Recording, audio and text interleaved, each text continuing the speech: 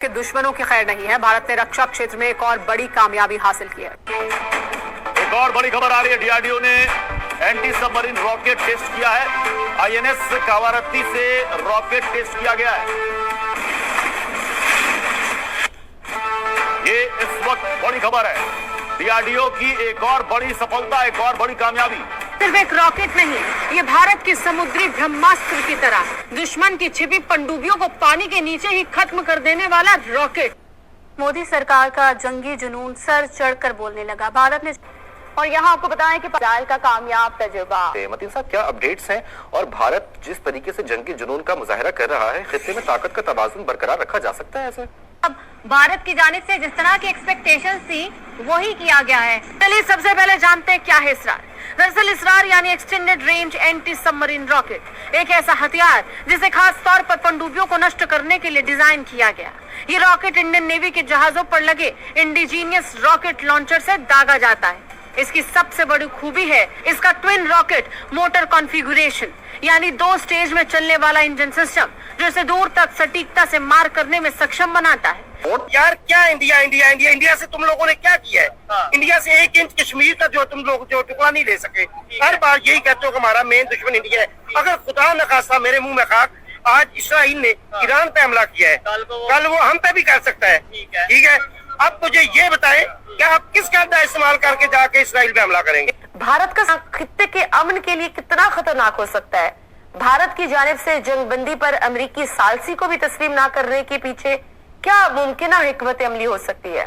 अब भारत अगली जंग की तैयारी में पागल हो चुका है। भारत इतना आखिर बौखलाया हुआ क्यों है? क्या पूरे खित्ते को जंग की लपेट में लेना चाहता है? दूसरा बड़ा फीचर है इलेक्ट्रॉनिक टाइम फ्यूज, जो पूरी तरह से भारत में डिजाइन और डेवलप किया गया है। ये फ्यूज इस बात का हिसाब लगाता है कि रॉकेट कब और कितनी गहराई तक जाकर फटे, ताकि दुश्मन की पनडुब्बी को सीधे निशाने पर लिया जा सके। ये सिस्टम पूरी तरह इंडिजीनियस है, यानी विदेशी कंपोनेंट्स पर कोई निर्भरता नहीं। इंडिया के डिफेंस मिनिस्टर ने राइट आफ्टर इंडिया पाकिस्तान की वॉर के बाद ये कहा था कि अगला हमला नेवी करेगी पाकिस्तान पे, और उसको लिंक करूं कि ये जो 1.5 लाख करोड़ का असला ये खरीद रहे हैं,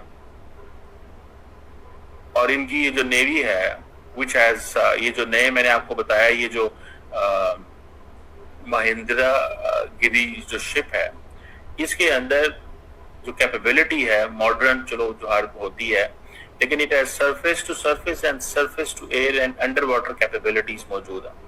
तो डोनाल्ड ट्रंप ने एक सीज फायर तो करवा दिया है, लेकिन ये सीज फायर देर पार नहीं होगा। मैं आखिर में आपको ये भी वार्न करना चाहता हूँ, खबरदार करना चाहता हूँ कि इजराइल का एक इत्तेहादी इंडिया जो है वो जनूबी एशिया में भी एक नई जंग छेड़ने के लिए तैयारियों में मसरूफ है।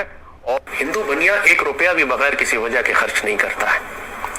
हमारे यहाँ पाकिस्तान में एक माइंडसेट है कि दोनों न्यूक्लियर पावर्स है, लिहाजा अब कोई एटमी जंग दोनों मुल्कों के दरमियान कोई अफोर्ड ही नहीं कर सकता। यही बात आपने कही कि उनकी इकोनॉमी तबाह हो जाएगी। और मगर बात यह है कि भारत ने पिछले 2 सालों में $100 अरब का कन्वेंशनल असला खरीदा है।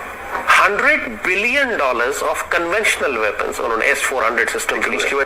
उनको मालूम है कि हमारा न्यूक्लियर थ्रेशोल्ड क्या है, और द डॉक्ट्रिन जो वो बिल्ड कर रहे हैं वो इसीलिए है कि हम अपने न्यूक्लियर वेपन्स तक जा ही ना सके, क्योंकि हमारे पास उनकी इस कन्वेंशनल फोर्स को रिस्पॉन्ड करने के लिए कंपैटिबल फोर्स है ही नहीं। पाकिस्तान को डर सता रही है हिंदुस्तान से, क्योंकि डीआरडीओ को ऐसा हाथ लगा है दोस्तों, जिस तरह जो सफलता जो परीक्षा करके दिखाया दुनिया को दोस्तों, जो एंटी रॉकेट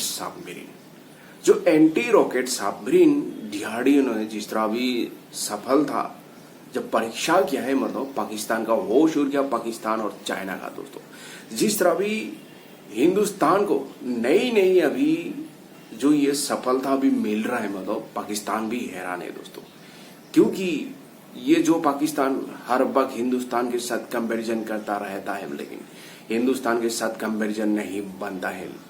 लेकिन जो एंटी रॉकेट सबमरीन जो अभी ये सफलता मिला है ना दोस्तों, दुश्मन का अभी टांगे कांप रहे, मतलब पाकिस्तान का। S-400 drone chicken systems, missile जासूस तैयारे, मोदी हुकूमत जंगी जुनून में मुकम्मल तौर पर पागल हो चुकी है। खित्ते का दाव पर लग गया।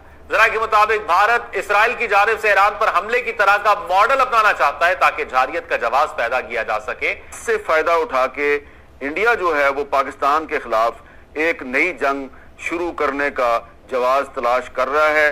उसको जवाब मिले ना मिले, लेकिन उसकी कोशिश ये है कि वो इजराइल की तरह अटैक करेगा और फिर डोनाल्ड ट्रंप साहब ना चाहते हुए उसकी मदद करने को आ जाएंगे और वो पाकिस्तान को सबक सिखाने में कामयाब हो जाएगा।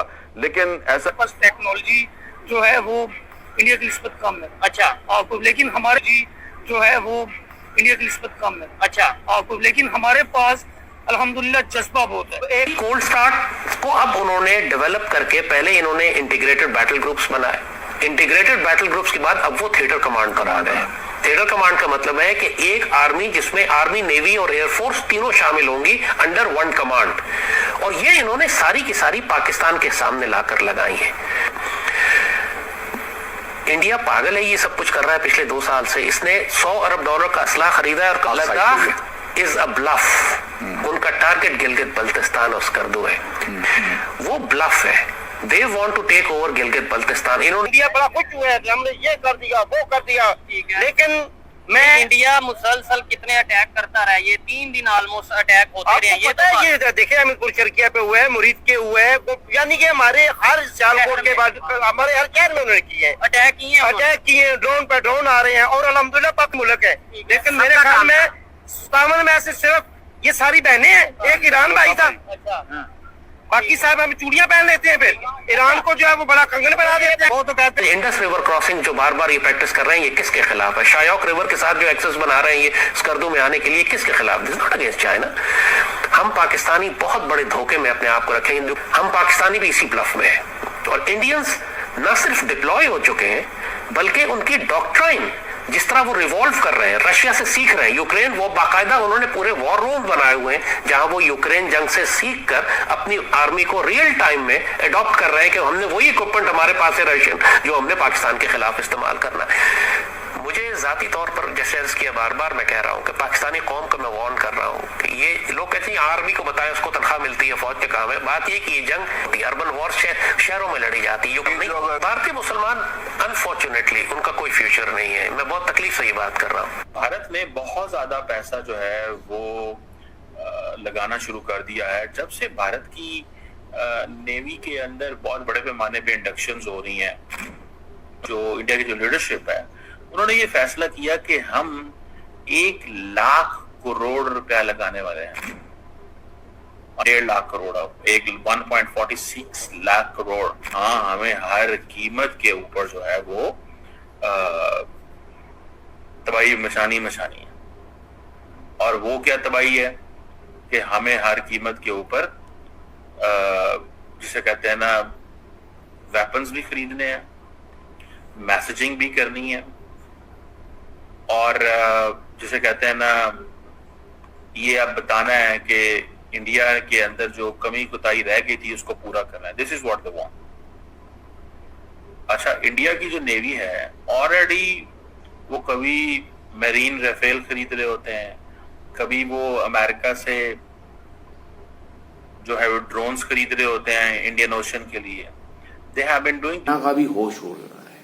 जिस तरह अभी पाकिस्तान में यही चर्चा हो रही, हिंदुस्तान ने 1.5 लाख CR का मतलब जो हथियार जो खरीदा है ये वार करने के लिए, मतलब पाकिस्तान के लिए, मतलब जिस तरह भी पाकिस्तान में चर्चा होता है, पाकिस्तान मीडिया में देखता हूँ, पाकिस्तान मिनिस्टर जिस तरह ये लोग बातें करता रहता है, लोग हिंदुस्तान ने जो ये 1.50 CR का जो गोला बारूद जो हथियार जो असला खरीदा है वो पाकिस्तान के लिए, मतलब वो पाकिस्तान पर अटैक करेगा। क्योंकि देखिए जो हम लोग का डिफेंस मिनिस्टर भी यही कहा है, इस बार अगर पाकिस्तान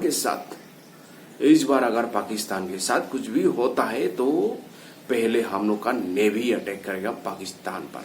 क्योंकि देखिए हम लोग का नेवी के साथ पाकिस्तान का तो कोई कंपैरिजन नहीं बनता है दोस्तों।